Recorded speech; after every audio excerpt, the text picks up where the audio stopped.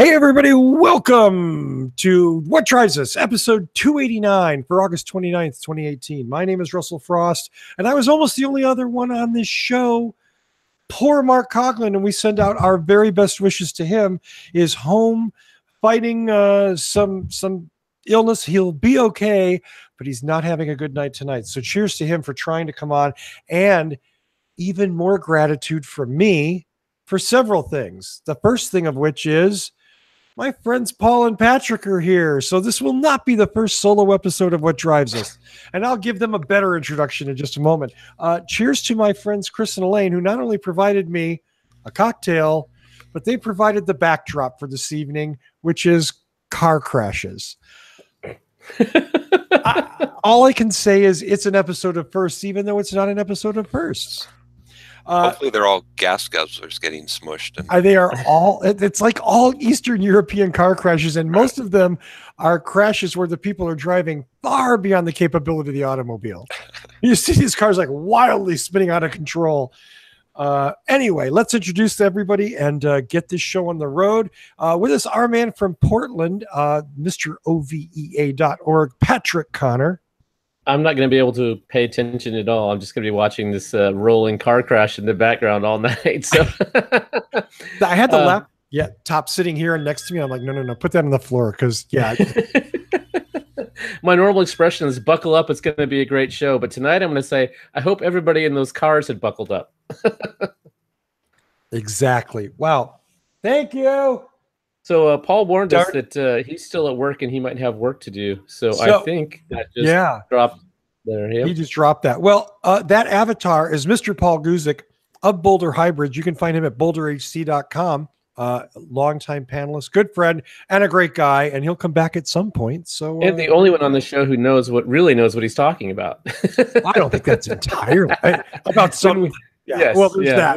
When you get into how to repair them, where to get parts, he's the man. He's the man in a big way. Absolutely. And he's back. And he's back. Hey. Sorry for that interruption. Not at all.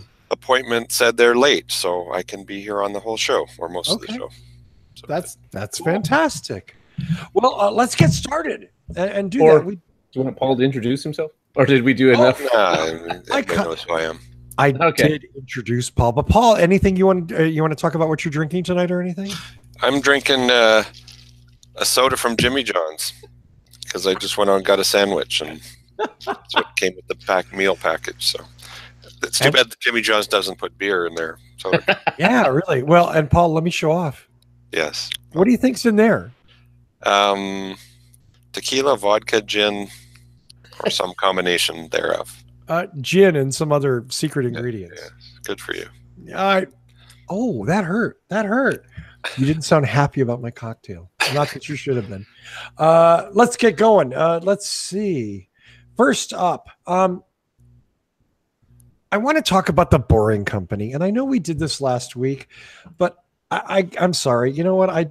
Everybody knows me here. Nobody the Boring Company thing really, really sticks in my craw. Yeah, it sticks in my craw. And what's more, there was a Boring Company event at Dodger Stadium, which was essentially to talk about the plan with the LA Transportation Agency that's partnering with the Boring Company to make the 3.7 mile Dodger Loop a possibility or a reality or a nightmare. Who knows what it's going to be.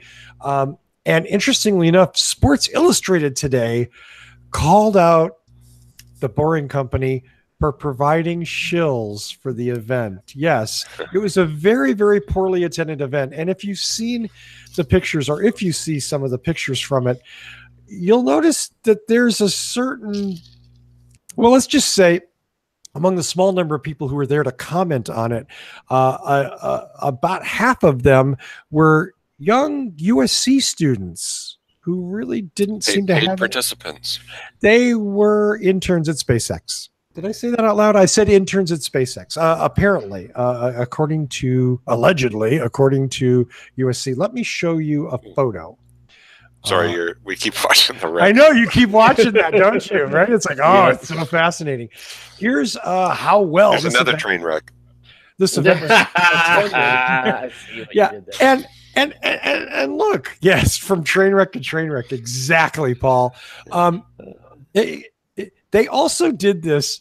It was so beautifully timed was this press event that it was actually timed during a Dodger game. I know, Dodger away game. Oh, I thought you were making a baseball joke about No, how no, no, no. unpopular the sport is. Well, interestingly enough, not even Elon can fill the seats. not even right. One of the things I learned reading about this today is that the Dodgers this season have the highest average attendance of any major league team. They're averaging 46,000 people per game. So there was a lot of graphics put up on the Jumbotron, and we'll show some of these, all about the exciting things that the Boring Company is going to bring. And apparently, aside from the alleged shills, apparently most of the commentary was pretty negative. Someone pointing out that potentially taking 1,400 cars out of a stadium that seats 54,000 probably wasn't worth the millions of dollars that would take to build this loop. A sentiment that I can't say I entirely disagree with, which was my part of, me being critical of it last week. The alleged young folks who were there and all had glowing things to say about the Boring Company and the Dodger Loop. Yeah.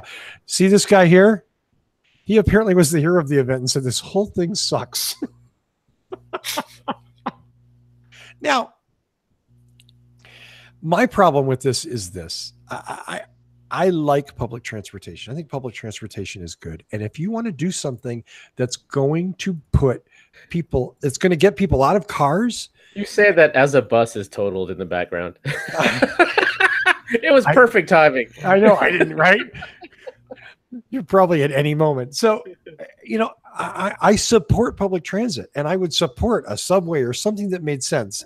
The Boring Company loop with electric skates makes no sense. Zero sense. This is a project that, I don't know. Do you blame it on Elon? He is putting the offer out there. The city or whoever's paying for it are the ones that are buying it. So I don't. So you blame the city? I think it makes as much sense as the Springfield monorail.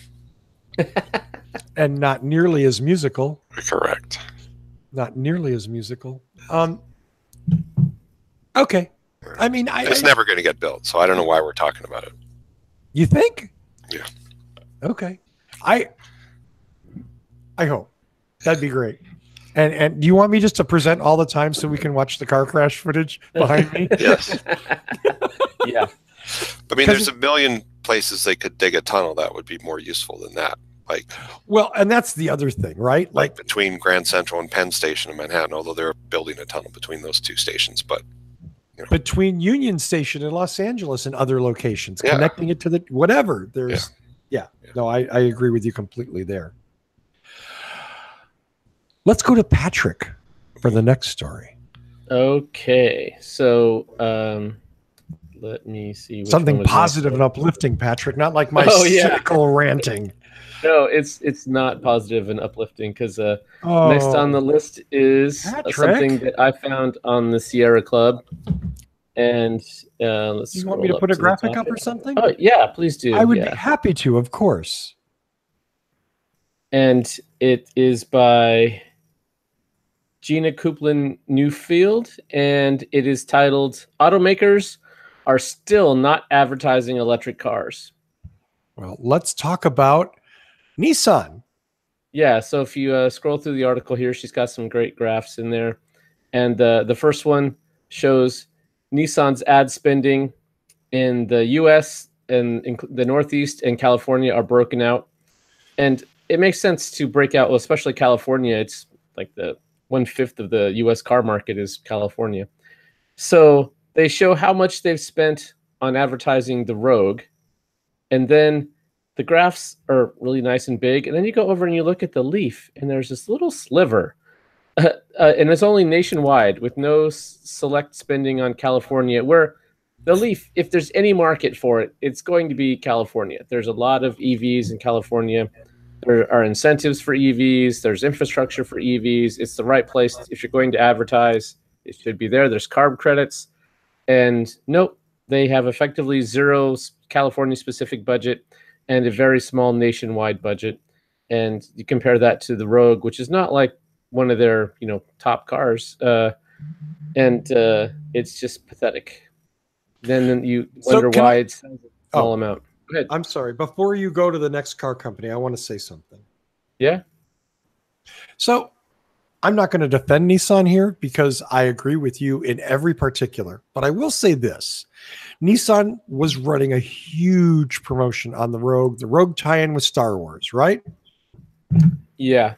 I'm not sure how it ties in but whatever. Okay. Other than they spent money to tie in with Disney and Star Wars and make a special Star Wars Rogue, and all the Rogue commercials had Star Wars stuff in the background. I mean, obviously they're trying to sell Rogues.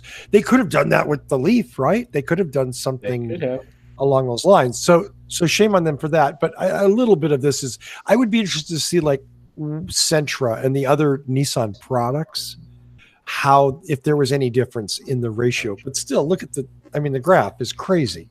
Oh yeah, I'm sure the Rogue is one of the ones they spent the most on. I mean, that's probably why she selected it. Right. And, yeah. Right. So are we going to, is this good news? Oh. Now we'll move on to Toyota. Here they have the RAV4, and it is a very similar story. The RAV4 compared to the Prius Prime. Our buddy Tony has a Prius Prime. And it's a great car. Yep. And again, California has zero, it's so low that it doesn't show up. I don't know that necessarily means zero, but it is a very tiny amount. Do you think they're not advertising it in California because they're selling all they can provide anyway? It could be. And if that's the case, then why not make more and sell more? Yeah. Right? It's not like they're making them by hand. This is a production vehicle. Toyota can mass produce cars. Right. Unless it's such a compliance car that they're losing money on each one to make. Oh, God, I hate that argument, but you might be right. Yeah, if it's not as profitable for them, they're not going to spend money on advertising it. Right. They're going to put that advertising budget toward the things that makes them more money. That makes sense. I would be happy at least if this was RAV4 hybrid, but I know better. Right. I know better. It's not. It's RAV4. Even though RAV4 hybrid it sells wonderfully. It's selling really well in this market. Yeah. No, it's doing well nationally, but that just makes me sad. So, would you go to the next one? Okay. General Motors, the Silverado. Yeah. So, gas guzzling truck versus the Chevy Bolt, and they spent $100 million on advertising. Yeah. Oh, I'm glad you pointed that out, Russell. I didn't even notice it because it's all zeros. The Volt has no advertising budget. Yeah. Yeah. So they're advertising a little for the Bolt and none for the Volt, and a ton for the Silverado. Wow. So, okay. Again, not making excuses for General Motors. The Silverado is one of their biggest selling vehicles. Right. Or their most profitable. And one of their most profitable vehicles. Yes to both. But shame on them for not advertising Bolt, at least enough to where it shows up on this graph. And shame on them for the horrible support they're giving Bolt. And the new Bolt is pretty cool. And the new Bolt is, allegedly, I haven't driven it. Hint, hint, Chevrolet. I'd like to drive it. I'd like to do a review. Well, Mark's told us how good it is. Yeah, I've heard lots of good things about it. And I don't doubt it because they come from people that I know and whose opinions I respect. Yours among them, Mr. Guzik. Yeah.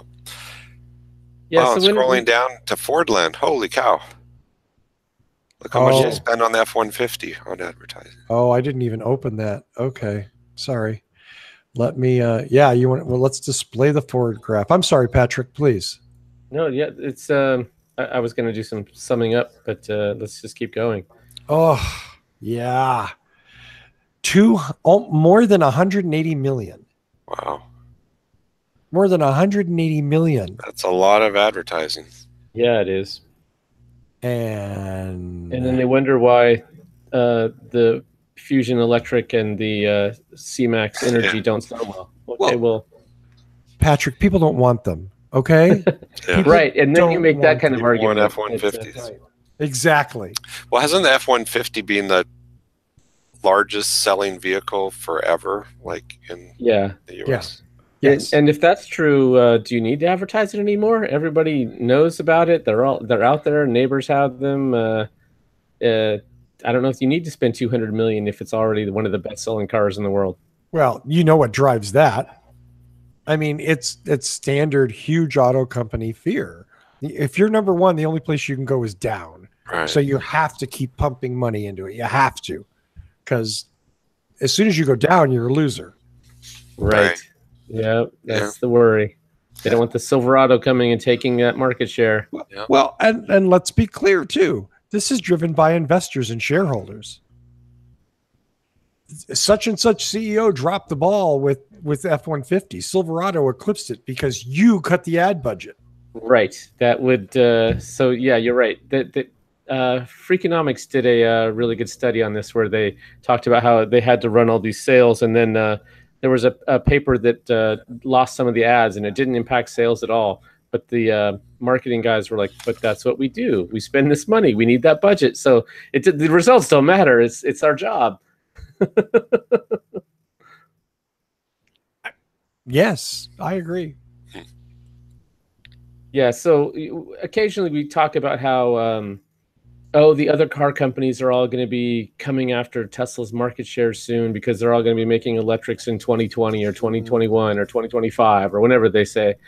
And they have a big investment in their status quo. They make money off their status quo. It's really hard for them to sell these electric cars and not make all the rest of their line look like gas guzzling, polluting mobiles. So they're not very enthusiastic about promoting their zero emission vehicles. Well, one of the paragraphs near the end of the article says Sierra Club recruited volunteers to go into car dealerships. And according to the volunteers, most dealers did everything they could to steer buyers away from electric vehicles. Many dealerships did not have the EVs in stock, hid the electric vehicles at the back of the lot, didn't have trained salespeople, blah, blah, blah. And we've all heard that for years. Yeah. For Yes, years. There's a handful of dealers who get it and are on board, but like the article says, most of them go out of their way to not sell EVs. Yep. Mhm. Absolutely. It's the path of least resistance. Yeah. I don't have Right. to educate anybody on anything. They know what it is. Their dad had it. Their granddad had it. Their great granddad had it. You drive it. You put gas in it. Well, Granddad had a Buick and they're gone, or not Buick, a Oldsmobile, A Pontiac. Pontiac. Yeah, that too. Well, yeah, or they have one guy that has specialized in this, and if he's not there that day, well, you're out of luck. Right. That's the other thing, right? There's, our hybrid dude isn't here. What do you mean hybrid dude? Do you have one ICE guy?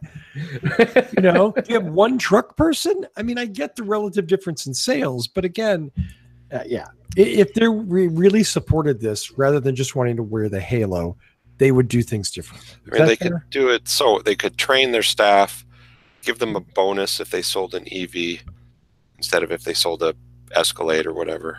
Which would just make them want to do it less frequently, or the car company. You know what I mean? Like, well, we'll give you a spiff, but there's only going to be 2 that you're going to get this quarter. Yeah. That crap. Yeah. I'm sorry, Patrick. Your summation is? No, that was it. We've covered Okay. all. Yep, the dealership model is a problem. The current status quo issue. There's lots of problems here. Let me ask you this: is there a solution? What's the solution? I think pure play startups are certainly a good way to go for some companies. And consumers insisting on it. Right. So when enough people are standing out there saying, this is the car we want, you better get more people that are trained on it, then it's going to happen. Yeah, the dealerships want to make money, right? So if you come in and you say, I'm only interested in your plug-in vehicles, don't show me anything without a plug, they're going to try more than once to get you to buy whatever they get the biggest credit for, the biggest sales commission. Right. But stand your ground. Make sure that they understand that you're not interested in anything else. And the guys that are like, okay, you're a waste of my time, they're just going to leave you. And then if they have someone that can help you, great. If not, go to a different dealership. Okay. I mean, I think that's all good. It's hard. It's not a model for success to put all of the onus on the consumer. Let's be realistic. Right. Most consumers go to a dealership and get sold something. Even if they come in wanting something, the dealerships are set up to sell them the product they want to sell. The product they have in stock, the product that gets the incentive. So it's difficult to say to a consumer, go in there, stand your... I mean, I'm not saying you're wrong because you're right. And I see your point, though. Those guys are professional salesmen. That's what they do every day. How often do you go buy cars? You are definitely outgunned. They know the game. They know the tricks. They've done this multiple times. They know how to steer people. They know how to see what gets your interest. They've got all the cards are in. The deck is stacked in their favor. Yes, and so we need to find a way to restack the deck. Right. I think we need to level that playing field a little bit. And that's the hard part is, I mean, in any kind of buying situation with a level playing field, you can make a good decision. Everybody's happy. You buy something, you get what you need. The people selling things sell something, they get some profit. Yay. But the problem is the playing field's not level, and the dealerships and the salespeople there have the information and have the knowledge. And most consumers go in there and like, okay, you know what I mean? Yeah. Under the best of circumstances. And even then, even a smart consumer can get railroaded. Right. Yeah. The nice thing about this internet age is you can do a lot of research at home. Stuff that was not available 10 years ago, you can find pretty easy now. Well, and you can buy a car without setting foot in the dealership too. Oh, that's a great idea. Yes. Go ahead. Elaborate on that for us, Paul. Well, you can research online. I mean, you can't drive the car without going into a dealership, but you can basically research online, call dealers in your market and say, I'm a serious buyer. I want a red Prius Prime. What's your best price? And if they don't give you a good answer, hang up and go to the next one. Or here's where I thought you were going to go. There are car buying services. Yes, well, there's definitely car brokers, like depending where you are, AAA has free services. Costco does, different work associations, so credit unions. Yeah, so you basically figure out which car you want. Maybe go to one dealer just to drive one, and then get the hell out of there. Yeah, make sure you like the feel of the car, and then shop on price. And you don't have to play the games and get upsold stuff you don't need and all that. I've had a number of customers buy new cars from out-of-state dealers and do everything over the phone and email and get the car shipped, and everybody's happy. And you didn't have to spend 6 hours in a dealership getting railroaded into something you maybe wouldn't help you. Or get, trying to get pushed to buy the extended warranty on a Toyota hybrid that's not going to break during the factory warranty. Paint protection. Yeah. Paint protection. Window etching. Paint protection. Rust undercoating. Yeah. Nitrogen in the tires. 78%. Next to engine shampoo, nitrogen in the tires is my favorite dealer scam. I still love engine shampoo. What the hell is an engine shampoo, sir? It's something you need. Well, then, we can follow it up with engine conditioning after. Yes, right. Of course, you want a soft and bouncy body in your engine, right? Well, our next story is something that that I rant about constantly because I love two-wheel, different wheel. I love micromobility. Micromobility gets me excited. And the Willamette Week did a really amazingly cool article. Patrick, does this hit home for you? Oh, yeah. So I went walking around downtown this weekend and saw a bunch of these scooters in Portland. And I don't go downtown a whole lot anymore. So I mentioned that I saw them in San Diego when I was at Comic-Con. Yeah. I have. It's funny. I had to go to another city to see them, even though they're in the city I live right next to. So Willamette Week did a really cool little story, and I want to talk about it. I'm going to go through it really quick, and then we can chat about it. But there's a whole. This is a brand new thing. This is a brand new thing. These companies, some of them are good, some of them are not as good. But the point that I think that we need to take away from this, and I'm going to give it to you right up front, is that micro-mobility is totally cool. Not because scooters are cool or because apps are cool, because it's taking cars off the road, it's freeing up road space, it's polluting less, it's giving you more cluttering the sidewalks. It's cluttering the sidewalks, but cars clutter my streets. So you know what? I'm not going to get pissed off about bikes and scooters. That's my opinion. I get it. Like, oh, wow, you trip over a bike or something. And it's like, oh, damn, that sucks. But you know what? The truth is, every street I walk on is cluttered with cars that I paid for. I paid for that street. Right. But hopefully the cars are not in the area where you're trying to walk. Yeah, well, there's easy solutions to that. I mean, the city could make the scooter companies paint little zones in certain areas where they're parked, and then make the customers, if you put it in the zone, the preferred zone, X number of times, you get a free ride versus just leaving it anywhere. Or you don't get your scooter confiscated. Who knows what? Yeah. If we take one parking space per block and make it a scooter and bike spot. Yeah. I like that idea. Solved. Yeah. Problem solved. Yeah.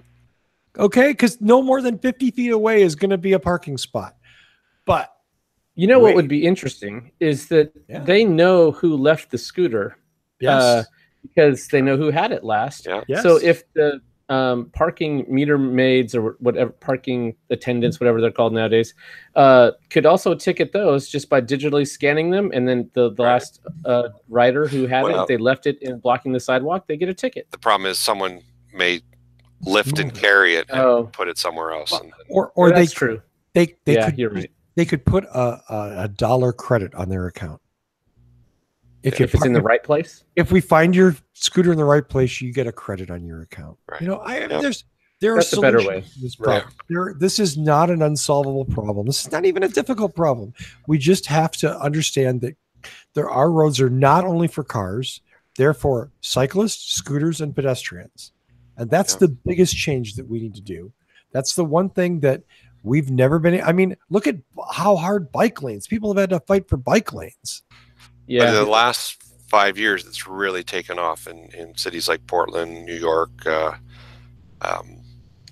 even San Francisco. There's a lot of dedicated bike lanes now, and more people feel safe riding bikes in the city. We talk about the problem of mass transit and that last mile problem, and that's why people won't take mass transit, because of that last mile problem.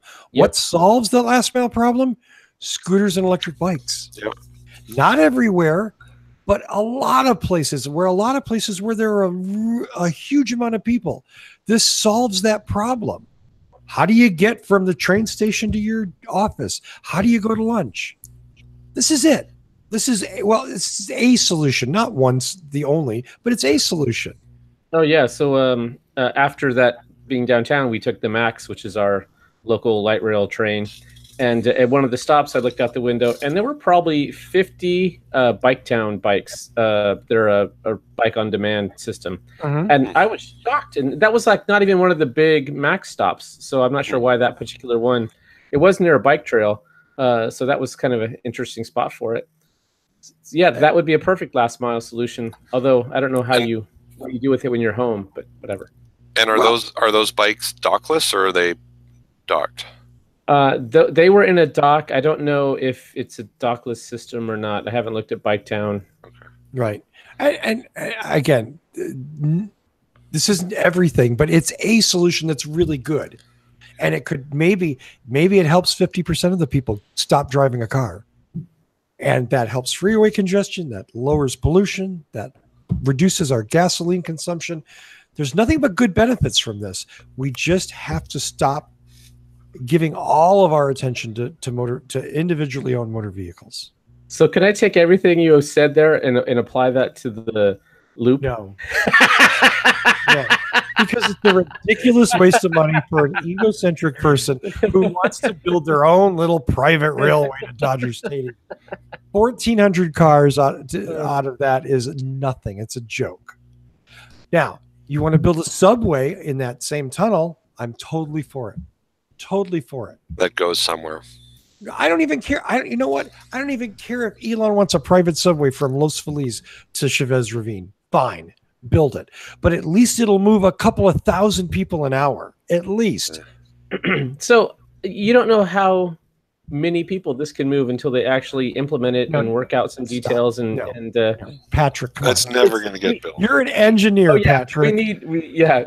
We need to try new things. No, Patrick. No, come on. You are so much smarter than I am. You know, do the numbers. Where is he going to put the skates? Have you been to Los Angeles? If and when they built it, the construction cost would be a gazillion dollars per mile.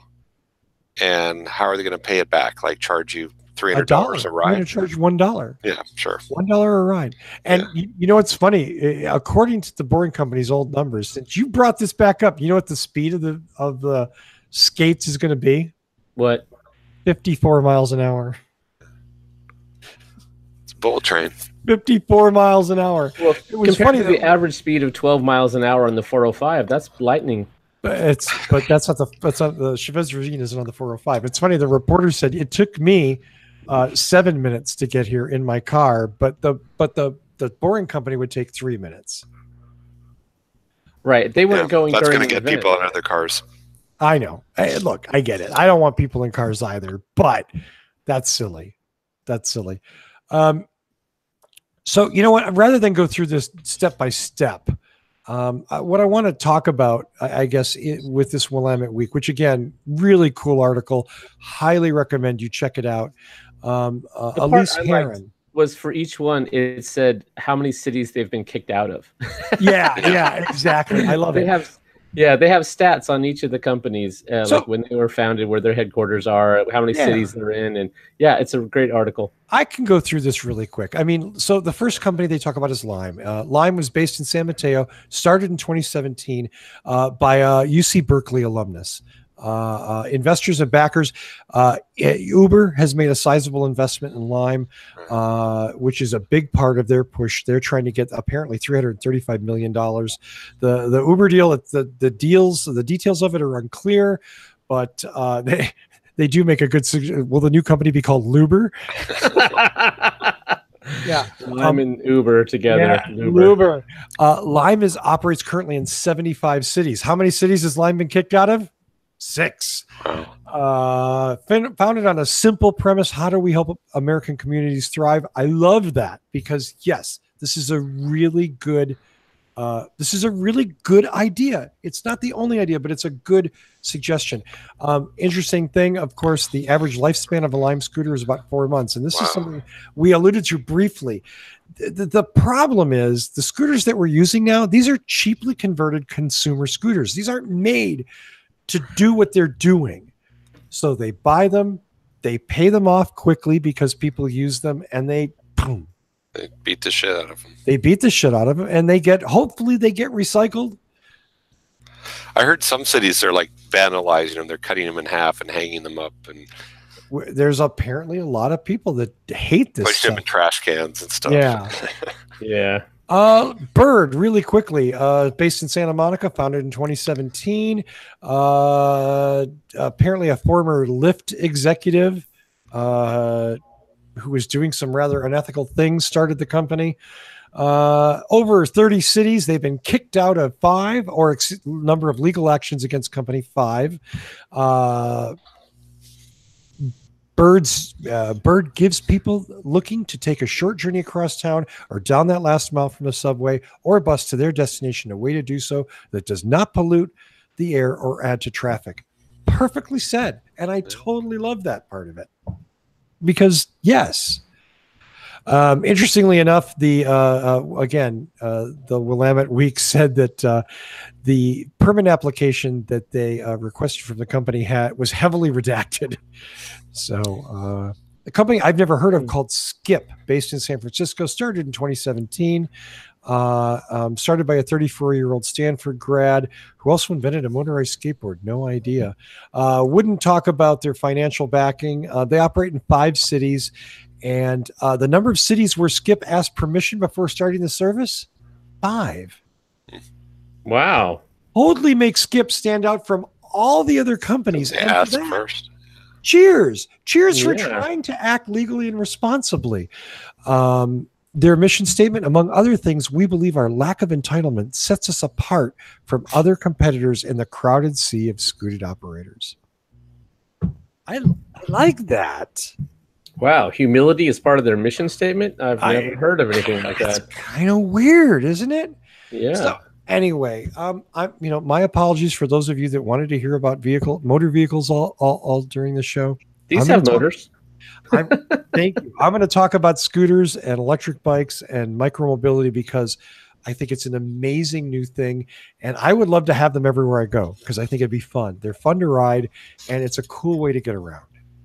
So some of these companies are technology companies, and they've done some cool things here for allowing you, when you join the network and leave the network, paying by the minute or however they're doing it.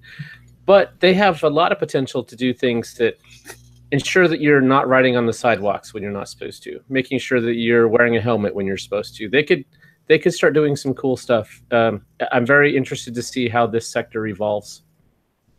Yep. Absolutely. I think it's nothing but good. We've always said more choices for consumers is a good thing. Whatever those choices are, more choices is good. And of course, we want environmentally friendly, sustainable transportation. Right. Speaking of environmentally friendly, no, I can't. Tesla. You could. I could say that. I'm sorry. I'm being a jerk. Hey, Tesla won a legal victory. Federal District Judge Charles Breyer ruled in favor of Tesla, tossed out a lawsuit from a group of shareholders that said that the Model 3 delays constituted fraud and deceptive retail practices. In throwing out the suit, Judge Breyer said, and I quote, "Federal security laws do not punish companies for failing to achieve their targets," unquote. Yeah, that is the best That's quote. good. Yeah. I think I'd like to countersue the investors for not actually researching the company they put their money into. Oh. There you go. If they thought that Tesla was going to make an announced goal, they didn't do even one Google search. I mean, they know nothing about the company if they think, oh, absolutely going to hit every target that Elon said. Tesla certainly isn't the only company guilty of not meeting their goals. So, Thank you. For the more salient point, I'm going to go with Paul's version. Yeah. Okay. Yeah. I'm a little uncomfortable with the idea that we should accept fraud and deception. Oh wait, because it's Elon and he's used to it. You said fraud. So let's be clear. To be illegal, a company has to be actively attempting to defraud investors. They have to be putting out targets they have no intention of keeping, that are not even possible. So Tesla could have made their goals. They were possible. They were lofty goals. They were not highly probable, but it was not fraud. It was not, by any definition, fraud. Paul, what 2 words am I going to say? Something about a bull? No, I'm going to say funding secured. Yes. Yeah. Ouch. No, I think that that he absolutely that's a separate issue. funding. But I think on the meeting goals, it is a separate issue. Yes, I'll give you that. Yeah.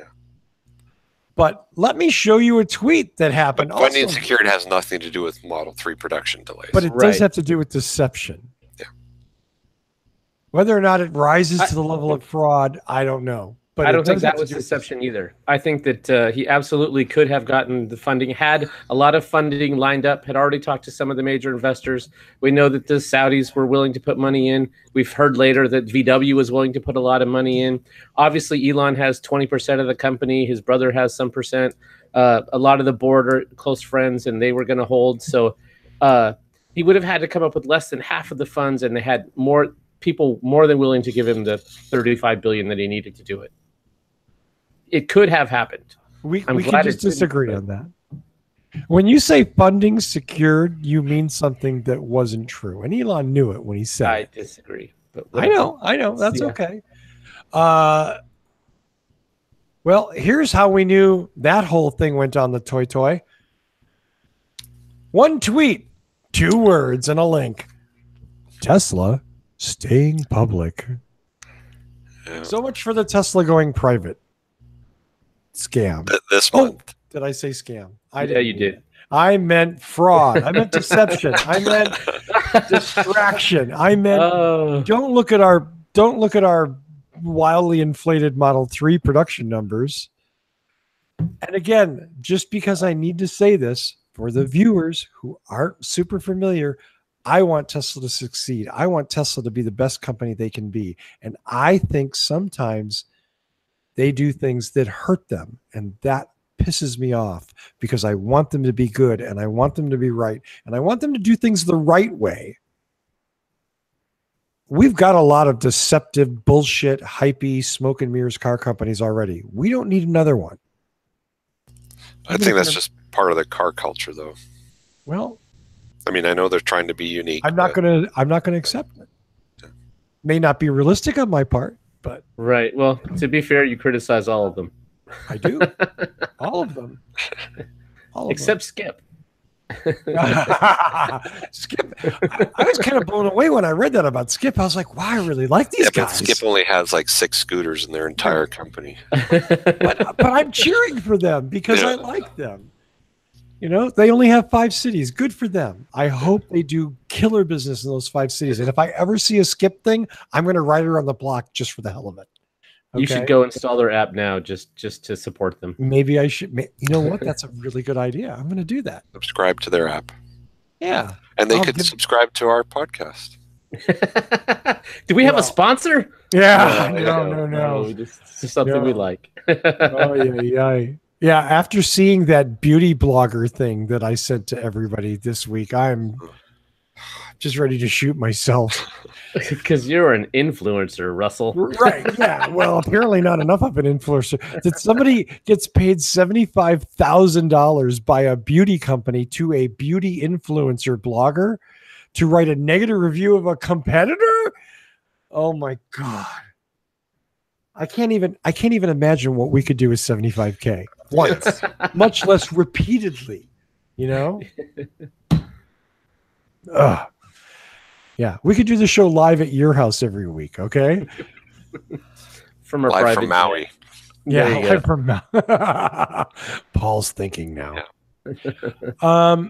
I got really nothing else about this thing about Tesla staying private other than I think the whole thing was just sad. It was sad. I'm not sure why you think that. So they had a You real are too. problem. You know exactly why I think that. You don't agree with it, but you know Yeah. exactly why. So Okay. you don't think he was ever actually had any intention of going private? No, that's not what I said. What I said Okay. was that it was deceptive and borderline fraudulent to say that funding secure. I'm taking Tesla private at a price. No, he didn't say. not He said, borderline, I'm it was considering fraudulent. it, right? He said, I'm considering taking it private. He never said I am taking it private. I'm considering it, and the But funding is secured. secured. That's like saying I have the money in the bank that, and I could go buy whatever tomorrow, and I'm considering buying it.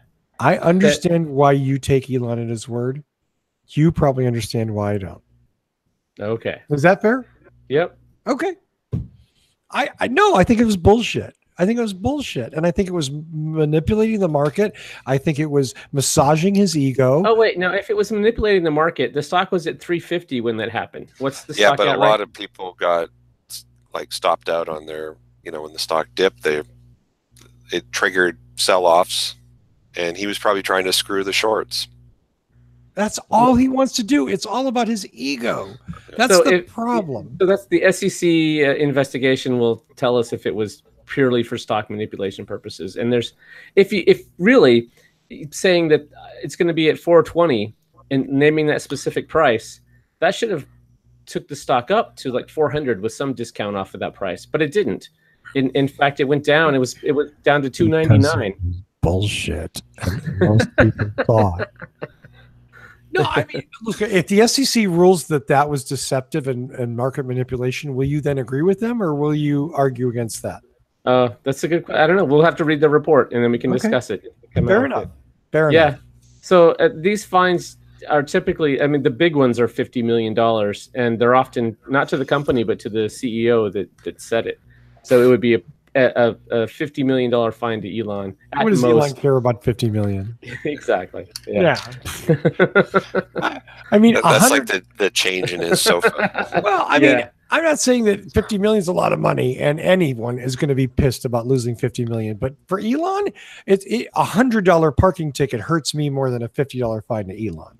Okay, because $100 is like, damn, I'm not eating this month, which frankly I could stand to do. Yeah, Patrick, I think you have a news story about good news for Tesla. I do. Oh, right. So we've talked about the judge dismissing the lawsuit in U.S. court. Now let's go talk about one in Ontario. Yes. So I really wish Mark Coughlin were here. Yes. Oh, I know. Because this hits him personally. Poor Mark's not feeling well. Right. So Mark already got his incentives for his vehicles, and now some other people might be able to get theirs too. So the way that the Ontario incentive was when they had a new premier, I think it was a new governor or what is it? Premier, yes. Yeah. So he wanted to get rid of the EV incentives, and they specifically targeted Tesla for getting rid of theirs earlier than the others. At first, it said it would phase out unless you had a dealership. Well, Tesla technically has a dealership license in Ontario, so they weren't disqualified. So then it was clarified to say that it was a franchise dealership, which Teslas are not franchise dealerships. And then from their office, they even specifically called out Tesla as not qualifying for the. They had a date in I think it was July where it started, and then a later date in September for the franchise dealerships to get rid of the cars that people had already ordered. And so Tesla should have been included in that. And according to this judge, well, now they are going to be. Although the judge just said that the law that was passed was unfair. And I don't think he said how it has to be resolved. So that'll be interesting to see how this turns out. Well, the spirit of the rebate was you buy an EV, you get money back. So right. They should honor it. Right. Anybody who ordered during the previous administration should get it. Yes. End of story. Yes. Yes, absolutely. And as we said before, they're not hurting Tesla. They're hurting their own citizens that are trying to buy this vehicle to not pollute the air that everybody there breathes. Yeah. Well, and clearly that the current administration doesn't care about that. They have other priorities, like sticking their thumb in the eye of people that they disagree with, whether it makes sense or not. Where to get their brother's crack supplier. Oh, had to go there, didn't we? Had to go there. Yeah, so good news for Tesla there. And good news for everybody in Ontario who's waiting for a Model 3. Yes, absolutely. Look, if you ordered a Model 3 before the law changed, you deserve, even if you don't take delivery of it, you deserve that. Yep. I think that's reasonable. Now we can argue, well, you didn't beat the deadline, but there was no deadline when they ordered. Right. It was existing law. Not that laws change, but I think this is an equitable decision. Yeah, and Tesla was pretty cool about it. From what I heard, if you had ordered and if you had paid all your deposits, but then now you can't take it because you're not getting the $14,000 that you expected, they were giving people full refunds on even past where they normally would if they didn't take it. So that was nice of Tesla. Yeah. Philip Barclay says the Ontario suit isn't over. Yeah, I guess the government can appeal. Oh yeah, yeah. But that ain't. And then what's the resolution going to be? What are they going to offer? And yeah, it'll. I was actually surprised that it hasn't been going on that long, and we've already got this judgment. That alone is surprising that the courts move way faster up north. Wow. Well, good. Lots of nice things in Canada. It's a nice place. It'll be even nicer come October 19th or whenever it is. What happens then? I think they get nationwide legalized marijuana. Oh. There you go. Until the Ford brother decides not in Ontario. Or no, he goes, marijuana, that's not enough. We need to legalize crack. Yeah. You had to go there. You had to go there. The red leaf gets the green leaf. Oh. Looking for show title. That's a show title. I was just going to say, I'm grabbing my pen. Thank you. The red leaf. Maybe the maple leaf gets the green leaf or the red leaf. Oh, yeah. I was going for the color. And they're going to change the Canadian flag to a pot leaf instead of a maple leaf. Oh, no, that would be wrong. Okay. I'm sure you can find that on the internet already. Oh, yeah. A red pot leaf on the flag. Oxycontin only. Thank you, David. That was good. Very good. Well, hey, I want to also, I haven't so far. Shout out to everybody in the JT has a show title. Canada Engage's chill mode. There you go. Nice. Way to go, JT. Hey, cheers to everybody in the chat room. Thanks very much for being here tonight. Always good to see all of you. Wow, look at that. 01010 is there. Catherine's there. Lee, JT, Eric, Bruce, Lee. I'm going to forget lots of people. So David, who else am I? Philip, of course. Thanks to all of you for being there tonight. Should we do some shout outs and go home? Let's do it. Let's do it. Mr. Guzik, just because who knows, your customer is going to show up any moment now. Hopefully not before the show ends. But yeah, so I'll do a quick one. Shout out to me, Boulder Hybrids. The website's boulderhc.com. If you're Denver, Boulder area and you have a hybrid or an EV, come and see us. We fix those things. We sell them too. Definitely. Paul sells, fixes. He's the man. If you're on the, front range. The front range. Thank you. If you're on the front range, you need to see Paul Guzik. Mr. Connor, take it away, sir. Hello. I am with the Oregon Electric Vehicle Association. You can find us at oeva.org. And I also blog at carswithcords.net. I've been driving electric since 2011, so quite a while now, and loving it. Quit bragging, okay, Mr. Electron? OEVA.org is definitely one of the coolest follows you can do. Before you started electric, what were your previous automobiles? Ooh. Oh, yeah. So I went through this whole thing. We tried to buy an EV1 back in 1999. Right. We called our local Saturn dealership and got laughed at. And then at that point in time, the green car thing was more my wife's thing. And I was just like, whatever, I don't care. And that's funny to hear. Okay. Yeah. So you were driving a Corvette or a Mustang? I was driving a Honda Passport. Okay. So I was rock climbing and we would go skiing, and so I wanted all-wheel drive for going off to those crags and getting up the mountain. And that was what that was for, to get me to those places. We went and test drove the Honda Insight, and the sales guy that we went and talked to was just a a-hole. And so my wife was like, no, I hate that car. I'm like, no, you hate that guy. That doesn't mean you hate that car. She's like, no, you hate the guy. Yeah.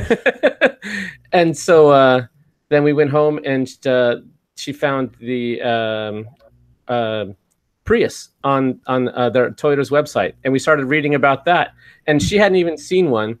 And then she's like, I think this is the car I want. And then we have the Oregon Museum of Science and Industry. I'm sure you guys have the science museums around. Sure. And Toyota came through with one of those. They had it roped off, and we went and looked at it and talked to the guy there who was doing the tour with it, and she loved it.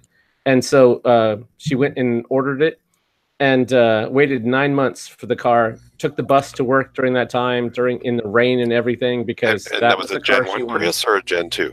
Gen 1. Yeah, wow. So we got one of the first ones in the state. Cool. Yep. And she drove that until 2016 when it got totaled. Wow. Yeah. Dude, that is like almost my exact story. I went. Getting I laughed wanted at for the EV1.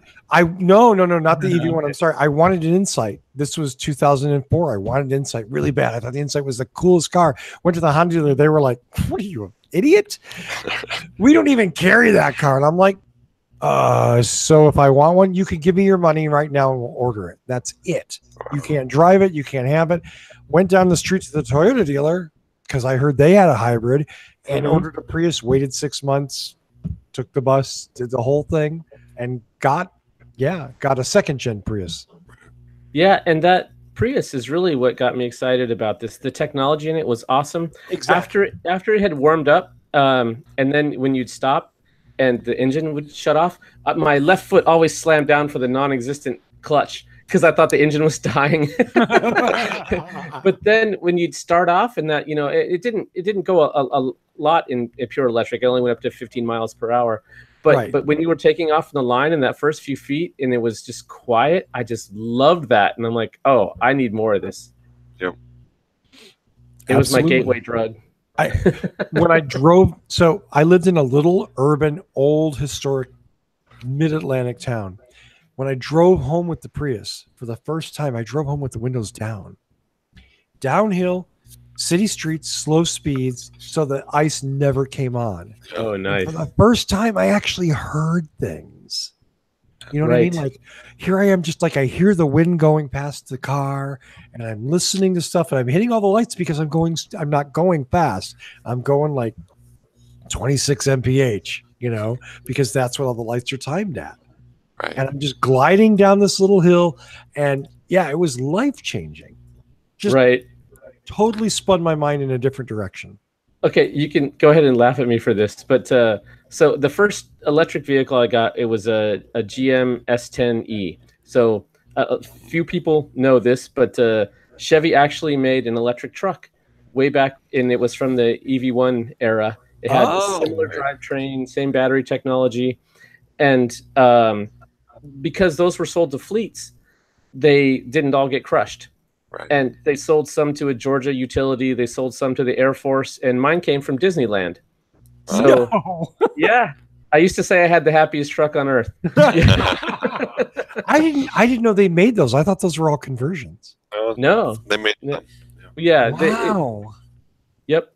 So after its fleet life was done, it was sold at auction, and there was a company in Arizona that bought them and refurbed them.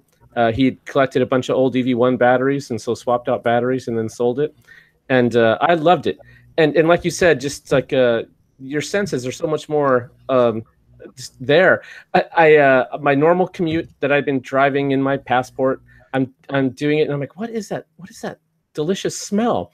And it's like my commute went past an IHOP, and I just never noticed it before. And because it's just quieter and everything is just more. It was weird. Like, how did I never smell that? Okay, and there's still the same fumes from the car in front of you and everything, but just something was different, and it was cool. The lack of ice noise was the huge difference for me. Yeah, definitely makes the whole experience more fun. Especially when you stop at a stoplight and the car is dead silent. Right. Yep. Wow.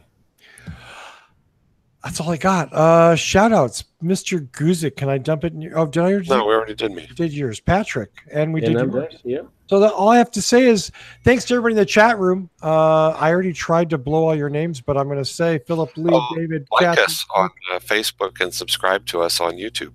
Oh, thank you, Paul.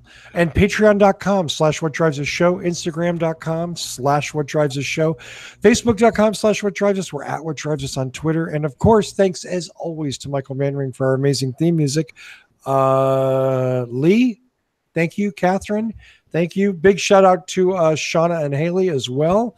My friends Chris and Elaine, who provided the exciting nonstop car crash video in the back, and the delicious cocktail, which made this show that much more easy to rant through. I have no idea. Tune in next week and find out what drives us. Let's see. There we go. See you next week. One more week from Texas, folks. Thanks very much. Have a great night and a good week. Drive safe.